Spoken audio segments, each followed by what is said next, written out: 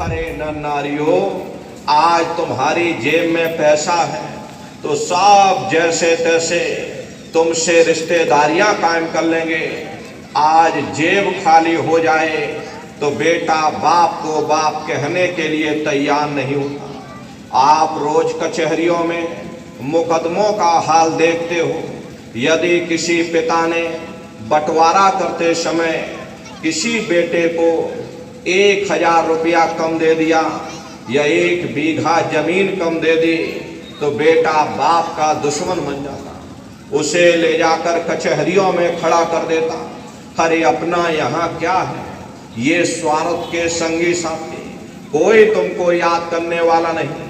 13 दिन बाद 13वीं मना दोगे, लड्डू पूड़ी पकवान बना करके खिला दोगे।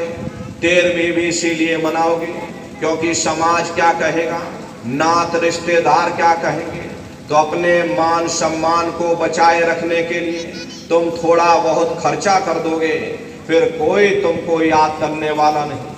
अभी बूढ़े बुजुर्गों से पूछा जाए क्या तुमको तुम्हारे माँ बाप की याद आती है, कहेंगे भाई नहीं आती। अरे क्यों नहीं आती, तुम्हारे माँ बाप थे, तुमको पाला पोसा बड़ा किया, खुद भूखे रहे होंगे, तुम्हारा पेट पाला होगा, तुमको तुम्हारे माँ बाप की याद क्यों नहीं आती?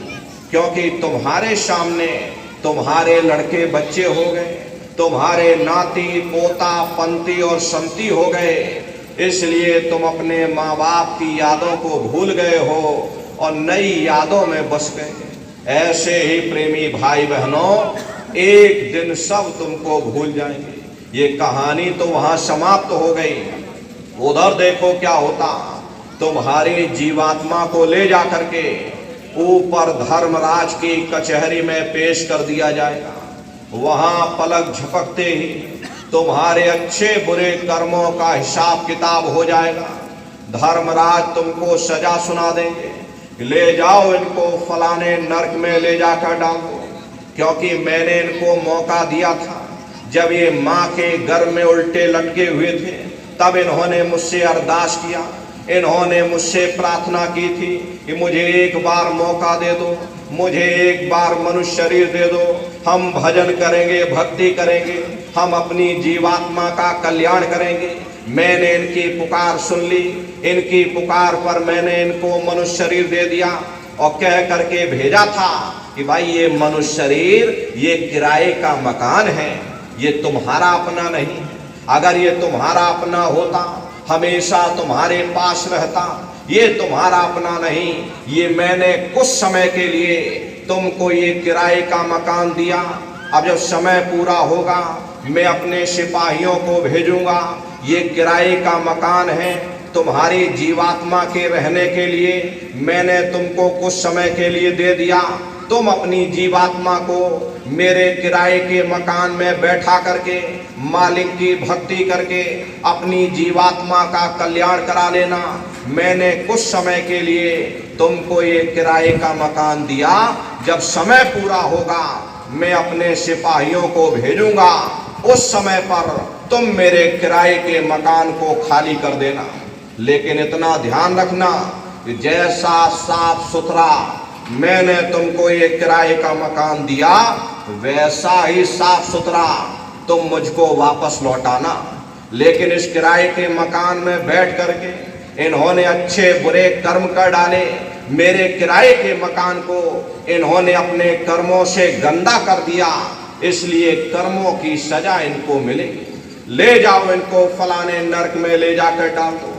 महात्मा कभी झूठ नहीं बोलते।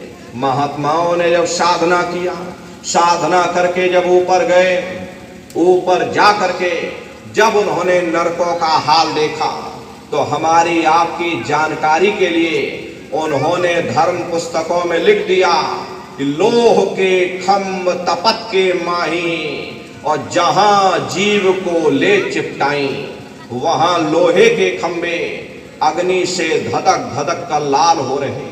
ऐसे खोटे जीवों को उन खंभों में चिपटाया जाता जीव हाय हाय करके तड़पता है, तड़फ तड़फ जीव जुलम बुखारी, और तपत खम दुख उपजे भारी। असहनी वेदना होती, असहनी दुख दर्द होता, जीव वहां रोता चिल्लाता रहता। अरे वहां कोई तुम्हारी पुकार सुनने वाला नहीं, कोई तुम्हारी दर्द भरी आवाज को सुनने वाला नहीं। ये दुर्दशा क्यों हो गई? क्योंकि हम लोग मनमुखी हो गए, मन के कहे पर चलने लगे, मन के कहे पर चल करके अच्छे बुरे कर्म करने लगे। कर्मों का जखीरा अंबार के अंबार हमने अपने सिर पर लाद लिए, आज उन्हीं कर्मों का भोग पा रहे। हरे महात्मा कहते हैं कि भाई नरक अनेक नियोर हैं, कहाँ लग कहूँ बखान, और दुख भोगते यह जीव जो जाने जो भोग समान। कहते भाई एक नरक नहीं, ऐसे वहां अनेकों अनेक नरक बने हुए, अलग अलग खोटे पाप कर्मों के वहां पर अलग अलग नरक बने हुए। ये जीव अपने अपने कर्म के अनुसार अनंतों अनंत युगों तक, वर्षों की बात नहीं कर रहे, अनंतों अनंत युगों तक जीव नरकों की यातनाएं भोगता रहता। और नरकों की यातनाएं भोगने के बाद में इसी जीवात्मा को सीधे मनुष्य शरीर नहीं दिया जाता, बल्कि फिर से 4 खान 84 लाख योनियों में डाला जाता। ये 4 खान 84 लाख योनियां ये कोई मामूली योनियां नहीं होती। 4 खान का मतलब होता है अंडज पिंडज उपमज स्थावर, ये 4 खाने हैं। पहली श्रेणी पेड़ पौधों की होती, जिनके अंदर पानी का तत्व मौजूद होता। कभी ये भी मनुष्य हुआ करते थे, लेकिन आज अपने कर्मों का भोग पा रहे, एक जगह पर खड़े हुए हैं। दूसरी श्रेणी कीड़े और मकोड़ों की होती, जिनके अंदर पृथ्वी और अग्नि का तत्व मौजूद होता है।